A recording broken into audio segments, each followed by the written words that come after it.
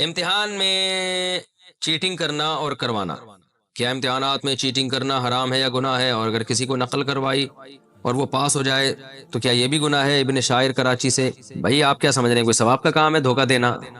تو ظاہر ہے غلط بات ہے، اس کی حوصلہ شکنی کی جائے گی۔ نقل کرانا بھی غلط ہے اور نقل کرنا بھی غلط ہے۔ پرانے گناہوں کو یاد کرنا کیسا ہے؟ مجھے گناہوں سے متعلق اپنی پرانی باتیں یاد آتی ہیں، ایسی باتوں کو یاد کرنا کیسا ہے؟ اسامہ انڈیا سے۔ دیکھیں جب ایک دفعہ گناہ سے توبہ کر لی نا تو اس کو بھول جانا چاہیے، بار بار اس کو یاد کرنا یہ ٹھیک عمل نہیں ہے، اس سے انسان کی روحانی ترقی نہیں ہوتی، اللہ کا قرب میں وہ دور ہو جاتا ہے۔ اس لیے علماء کہتے ہیں کہ جب ایک دفعہ گناہ کر لیا، خدا نہ خواستہ اللہ نہ کرے کوئی گناہ کرے، اگر پھر بھی کر کے آپ نے توبہ کر لیا نا ایک دفعہ جب، تو توبہ کر کے اس پہ مٹی ڈالیں، بھول جائیں اس کو، پھر اس کو بار بار یاد کرنا کہ شاید اس کی وجہ سے مجھے سزا مل جائے، شاید مجھے مل جائے۔ اس سے پھر انسان کا اللہ کی طرف قرب میں کمی واقع ہوتی ہے اور وہ ترقی نہیں کرتا، مایوسی کی طرف جاتا ہے۔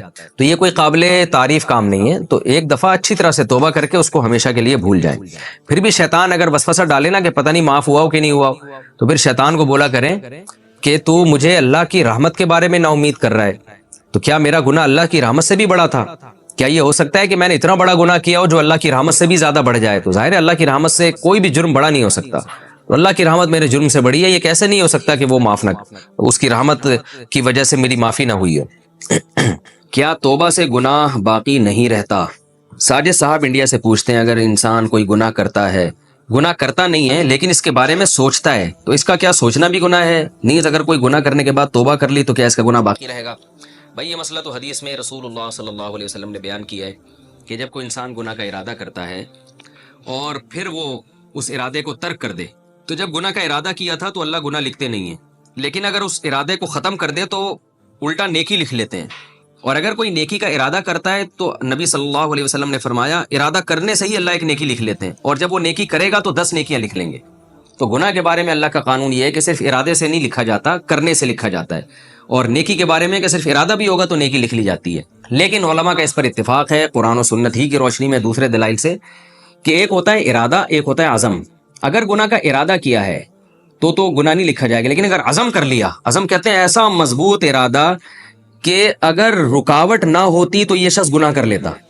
جیسے ایک آدمی نے زنا کا پکا ارادہ کر لیا کہ میں اب زنا کر کے چھوڑوں گا، لیکن اب کیا ہوا کہ ارادہ تو اس نے یعنی عزم کر لیا مضبوط، لیکن ہوا یہ کہ اس کو کوئی انتظام ہی نہیں ہو سکا، اس کی جیب میں پیسے نہیں ہے زنا کرنے کے لیے، یا کوئی عورت فاحشہ عورت راضی نہیں ہوئی، اس وجہ سے وہ نہیں کر سکا، تو یہ ارادہ نہیں ہے بلکہ یہ عزم ہے، کیونکہ یہ تو پورا فیصلہ کر چکا تھا، رکاوٹ ایسی آ گئی جس کی وجہ سے یہ گناہ نہیں کر سکا، تو ایسا عزم پہ بھی گناہ لکھا جاتا ہے، کیونکہ رسول اللہ صلی اللہ علیہ وسلم نے فرمایا فَهُمَا فِي الْوِزْرِ سَوَاءٌ، گناہ کا عزم کرنے والا اور گناہ کرنے والا برابر ہے۔ جیسے کہ حدیث میں آتا ہے کہ ایک آدمی کے پاس پیسہ ہے، وہ عیاشی میں پیسہ اڑاتا ہے، اس کو بھی گناہ مل رہا ہے، لیکن ایک آدمی کے پاس پیسہ نہیں ہے لیکن وہ حسرت کرتا ہے کاش میرے پاس بھی پیسہ ہوتا تو میں بھی فلاں آدمی کی طرح عیاشی کرتا، تو آپ صلی اللہ علیہ وسلم نے فرمایا فَهُمَا فِي الْوِزْرِ سَوَاءٌ، یہ بھی گناہ گار ہے، یہ بھی جہنم میں جائے گا اسی کے ساتھ، کیونکہ اس کا پکا ارادہ تھا، عزم تھا، وہ تو پیسہ ہی نہیں ملا بیچارہ، اس وجہ سے کچھ کر نہیں سکا۔ تو ارادے پہ گناہ نہیں ہے، عزم پہ گناہ ہے۔ ارادہ اور عزم میں کہ ارادہ ذرا ہلکا ہوتا ہے، عزم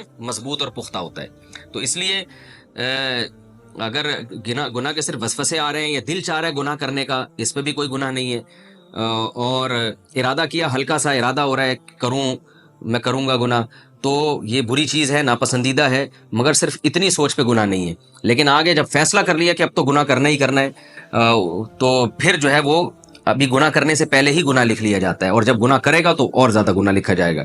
باقی یہ کہ اگر کوئی سچے دل سے توبہ کرے، توبہ کا مطلب اس کو معاف، یعنی پہلے جو ہو چکا گناہ اس پہ اس کو ندامت ہو، اس وقت گناہ کو چھوڑ دے اور آئندہ نہ کرنے کا پکا عزم اور ارادہ کرے، تو ایسی صورت میں اللہ تعالیٰ اس کے گناہ کو معاف کر دیتے ہیں۔ قرآن و سنت میں یہ بہت کثرت سے اللہ نے اس مضمون کو بیان کیا ہے کہ من تاب وآمن وعمل عملا صالحا فاولئک یبدل اللہ سیئاتہم حسنات، کہ اللہ ان کی گناہوں کو نیکیوں سے بدل دیتے ہیں۔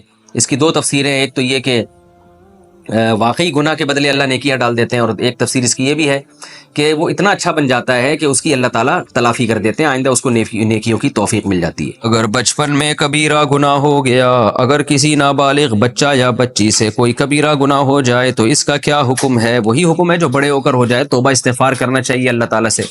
باقی اگر حقوق لباس سے متعلق کوئی گناہ ہوا ہے، کسی کے خدا نخواستہ پیسے ویسے چرائے ہیں، تو پھر وہ بالغ ہونے کے بعد ادا کرنا ضروری ہے۔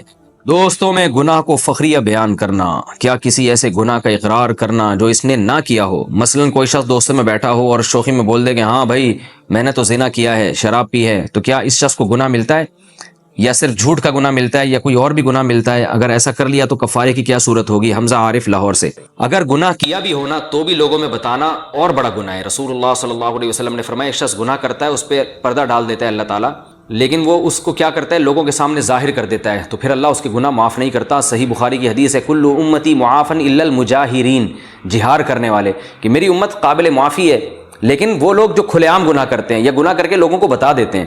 تو اگر اللہ نہ کرے کسی نے شراب پی ہو، زنا کیا بھی ہو، تو تنہائی میں بیٹھ کے گڑ گڑا کے اللہ سے توبہ کرنی چاہیے اور اس گناہ کو کسی کے سامنے ظاہر نہ کریں۔